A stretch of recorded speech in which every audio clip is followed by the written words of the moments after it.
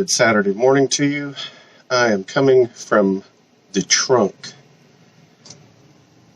of HeHateMe, sitting back here trying to figure out what to do about the slider mounts. Got the front adjustable leaf spring mounts done. They can be obviously finished welded in, and got to fix the through bolt for the eyelet on the Caltrack bar, but I'm pretty happy with where it is, so it's good for now, tacked in. But the problem I have, which I've taken it down, I should have videoed before I took the leaf down, is the leaf is only an inch away from the frame rail, which doesn't really leave room for a slider bracket. It's up against the frame rail, which is probably not good. So, as I did to the front, I am going to have to get a cameraman, but I'm going to see if we can see my hand here. So, draw a line down through here on the bottom side, slice out a piece of the frame rail, weld a piece back in, fill it in, and that'll create room for the slider. So the other issue I'm trying to work with today is how long is the leaf spring when the weight of the car is on it? Which I don't know what the weight of the car is going to be, because I don't have a fuel cell, I don't have a battery, I don't have the tubs in it, I don't have all of the sheet metal in the back, I don't have a seat, I don't have the driver, an engine, transmission, I don't have anything in the car. So I'm trying to take a guess at it. One thing I did is measured, obviously with no weight on the car, I measured from the eyelet of that end to the eyelet of this end of the spring, got 48 inches. So that means in my mind, when the spring flattens out, it could be 2.5 inches longer. And that may be totally wrong. Who knows? It could be longer than that. It may not flatten out that much. But I know when the leaf sits in the slider bracket, you want the eyelet of the leaf, I think 2/3, 3/4 of the way back. Because at the hit, if the leaves and the Caltracks, everything are working properly, the rear of the car should separate, lift up, pushing down on the tires, pushing the tires into the track. So when the car hits, the eyelet will go like this, and you don't want it to bottom out, because then bad things happen. So got to have enough free travel that the car, as it hits and the body separates, it doesn't bottom out. That would cause bad things to happen. So my guess is that when I put it on when I mocked it up with the leaf spring pretty much where it is right now, I know that it won't be any farther forward. There's no way, because the spring is going to go to the back of the car. So it can't be any farther forward. So I cheated, moved it back already where the leaf eyelet would be sitting towards the front of the slider box, because when we put weight on it, it's going to move to the back. So probably what I'll do today is I'll section the frame out, see how it is, and then figure out how I'm going to make the mount adjustable to hold the slider box. And probably not even worry about filling the frame back in yet until I get the axle bolted in, the leaf springs on the sliders.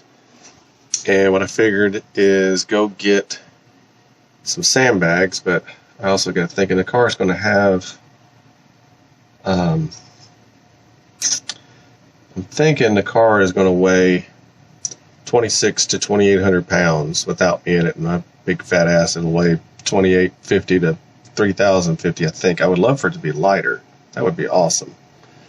But I do have 4 big heavy-duty bathroom scales. I think have a 650 capacity each. So I know right now the car probably doesn't even weigh 1,500 pounds.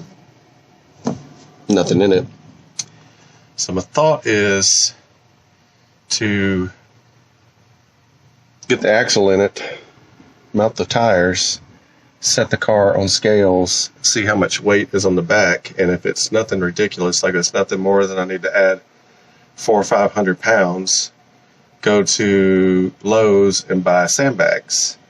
And just stack sandbags in the back to replicate the weight. Then when I'm done, spread them out over the yard to level out any of the humps and bumps in the yard. I think that's a good plan. Thought about buying concrete, but what am I going to do with concrete? I don't have any projects. I've made some stuff with concrete, and I hate working with concrete. 80-pound bags is no fun. So get maybe 10 50-pound bags or 12 50-pound bags of sand. And like I said, then when I'm done, I can spread them out in the yard. I've got some lumps and bumps and humps in the yard, so I can level it out. So I've got the frame rail marked. My light battery is going dead, but it'll stay on for a sec. You can see the marks. Obviously, I'm not cutting the entire frame rail out. I got to figure out how deep I want to cut it, connect a line, draw one on the bottom. That's the part I'm kind of reluctant about, is laying on the ground, cutting that out, showering myself with sparks. Oh, and then I mentioned I kind of went overboard last night. Not feeling sporty today. Pretty dehydrated. My mouth is pretty dry, so I think right now I'm gonna go feed this hangover. Find something to eat, get some water.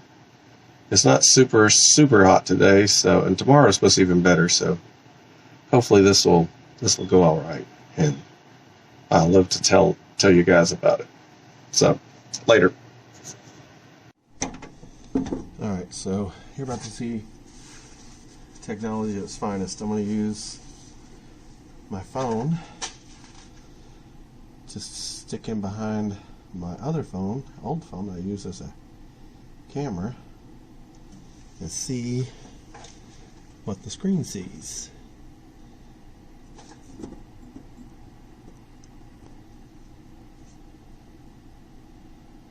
Okay, that's probably about as good as we're going to get. So,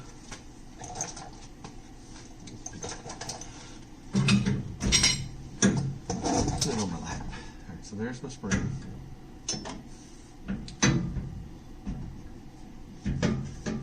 There's my slider. Good morning, it's Saturday, August 27th. I finally got metal in to make the brackets for the adjustable slider mount, and also spacers. Inch thick aluminum blocks, which have to be drilled and tapped. Copying the bolt hole pattern of the slider bracket. Get plates to make the actual mount for the slider bracket. And also got nut plates that will go on the inside of the frame rail for the front adjustable leaf spring mounts. Hope you can see that. I'm looking at the back of my phone. So that's what we're going to work on. I also have to tap those nut plates. So I guess I wasted enough time already this morning watching roadkill and YouTube, and really anything to avoid getting out here in the garage and getting started early. So thanks for watching. Please subscribe, like the video, leave comments. Thanks. Just got so much stuff.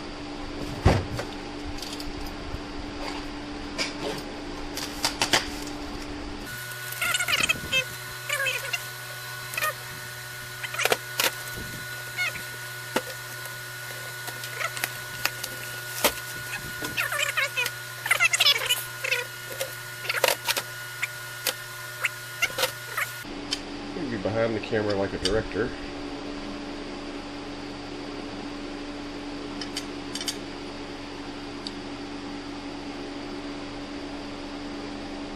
Ta-da, that's how it'll be. Transfer the holes to these plates.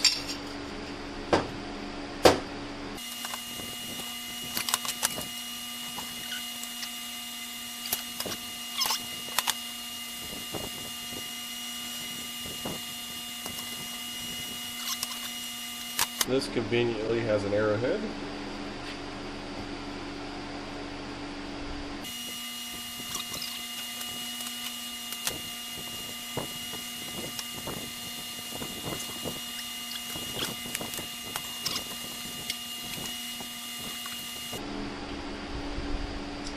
transfer punches.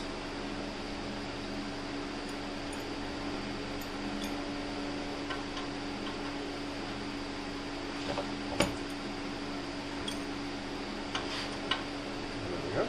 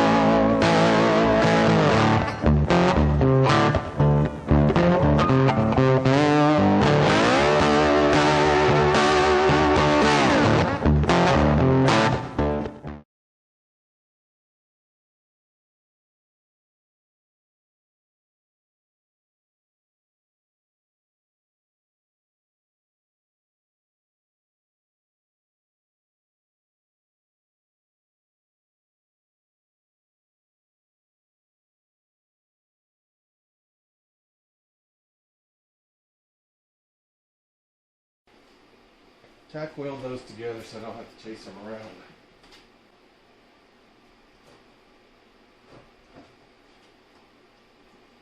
Totally safe. I'm going to get some lacquer thinner out and then weld it out. So everybody always says it, like, don't do what I do, use common sense and safety tips, but I'm going to say it myself. Hey, this probably isn't the right way to do it, but it's how I'm doing it. So, do this at your own risk.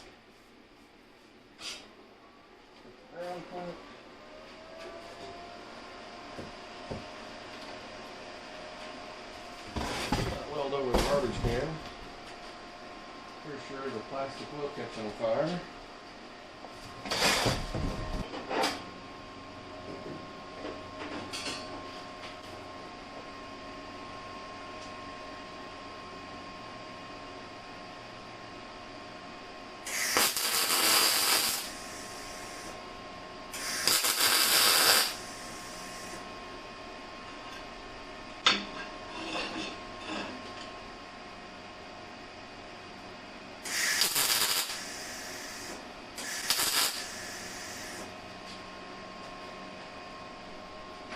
Alright, this afternoon on Saturday, been, well, let's be honest, I was inside eating for a little while and watching videos and trying to stay cool because it's starting to get hot. But, got all my spacer blocks drilled out. Got the mounts that are going to be the bracket. Got them drilled out, got to cut them apart, deburr them. No big deal. More blocks. I started tapping this earlier, but the hole, I don't know if you can see the one right there, started tapping. The holes are too small. I think they're either a 32nd or a 64th too small. So I just went to my friendly neighborhood Ace hardware store after doing a little Google search while I was eating. I picked up a spare hole saw. Does always come in handy for cutting holes in tubes. Oh yeah, here it is. I can get it out. So a 5/8 11, which is 5/8 coarse thread, 5/8 11 tap says it needs a 17 30-seconds drill bit, which is what this is. So we're going to drill a hole out and then see if that works. And then if that works, we're going to tap the holes and that part will be done. On to the next thing. Good morning. It's August 28th, Sunday morning. Here at Schofield Motorsports Garage. Back on Project HeHateMe. Yesterday, Had some wins, some losses. Big win is that college football is back. So I even watched Duquesne and Florida State just because I wanted to see real football, not sorry-ass preseason NFL football with people I've never heard of or teams that aren't going to win a game, destroying other teams thinking it's a big deal. So, yesterday, drilled and, or not tapped, but laid out, drilled all my spacer blocks for my mount. Somewhere up here, drilled and actually laid out the mount for the slider block. They're tacked together. I got to cut them loose. Then I worked on the nut plate for the front leaf spring mount, so I don't have to have bolts on the inside toward the frame rail. Made more room where I made the notch a few episodes ago. So let's look at this. So this is where this fiasco started. As you can see, piece of 3/8 stock. Holes were drilled and laid out the same spacing as the slider mount, which are not the slider mount, the leaf spring mount, which is, oh, here it goes.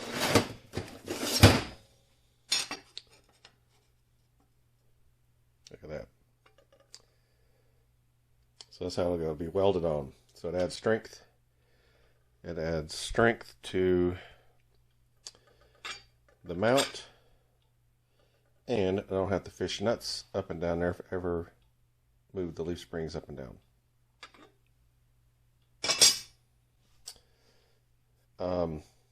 No fault of A&A Manufacturing. I told them I was going to I wanted them laid out and tapped for 5/8 bolts.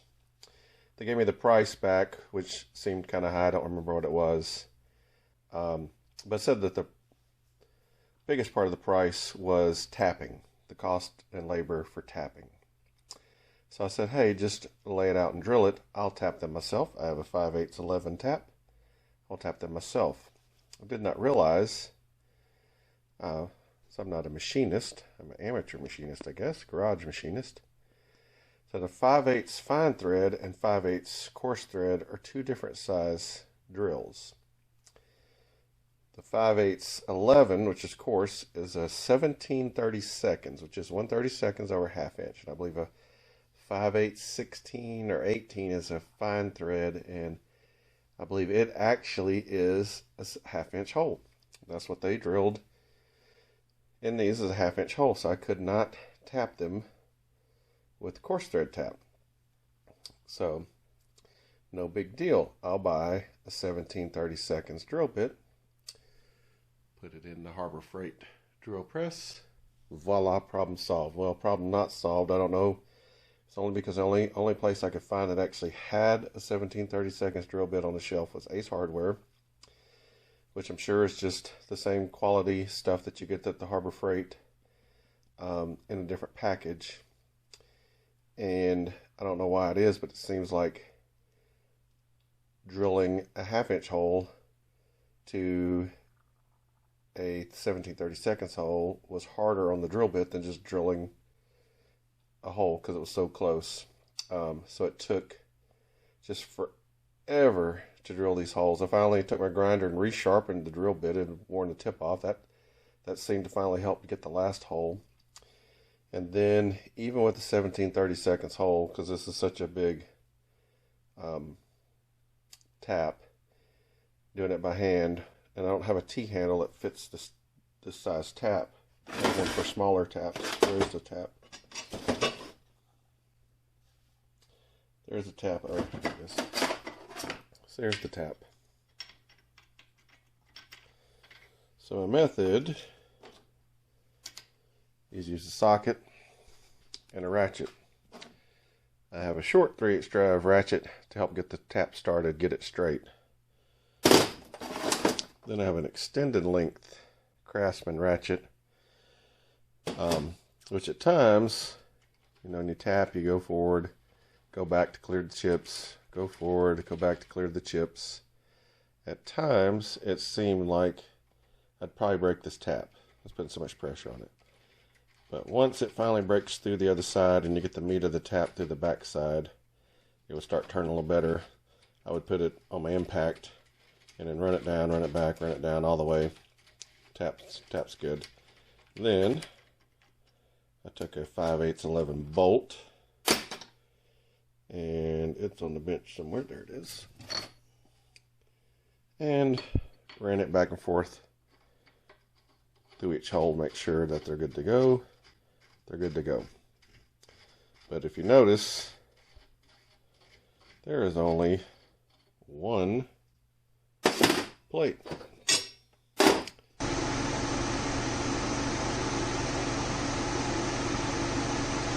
thing I gotta do is string the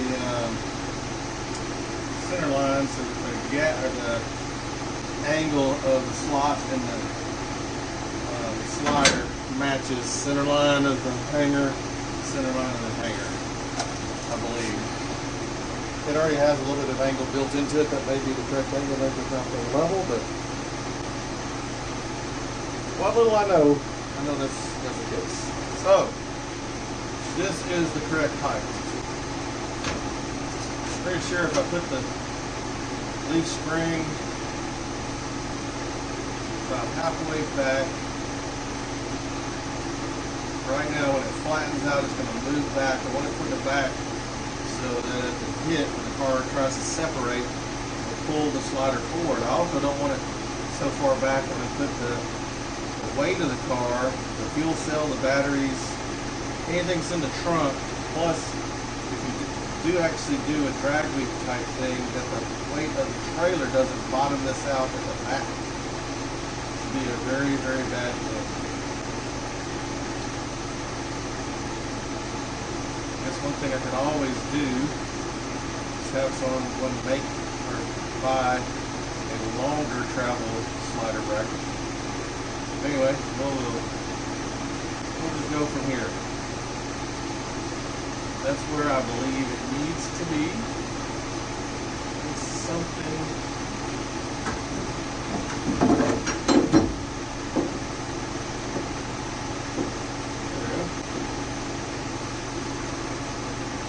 Has some string on the floor, but I think I cleaned that good away. It's like I could run a string around that bolt, string to this bolt, eyeball it, parallel to that for now.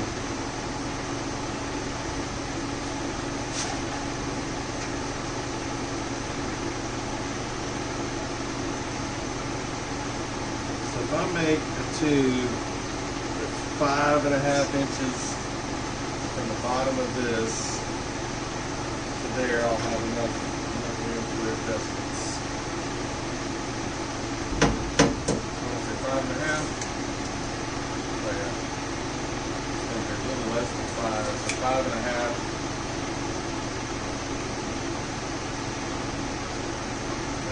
So that's the match that angle I'm going to be at. So if I put it down like that, where's the front going to be? 6. I make my tube 6. Have the thickness of the plate.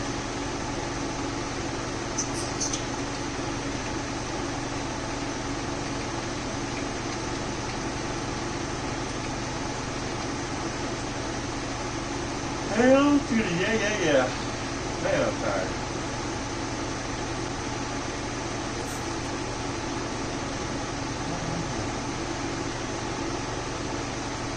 Make 6 also have 3/16 inch plate that this mounts to.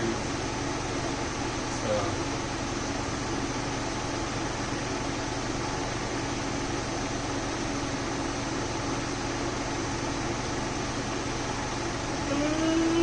yeah.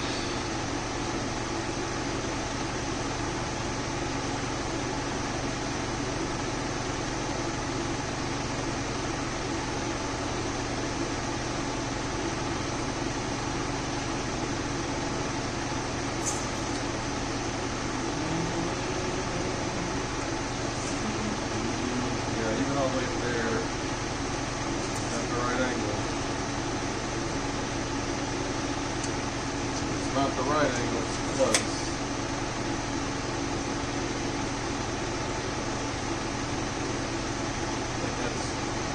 much of an angle. I still believe 6 is going to be good. That's a 6-inch. A couple of pieces of 6-inch tubing. Hole saw them out.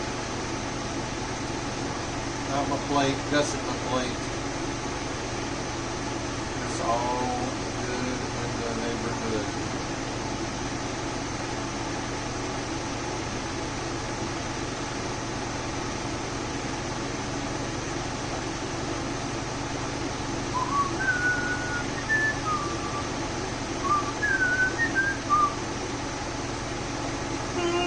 I feel like Chewbacca.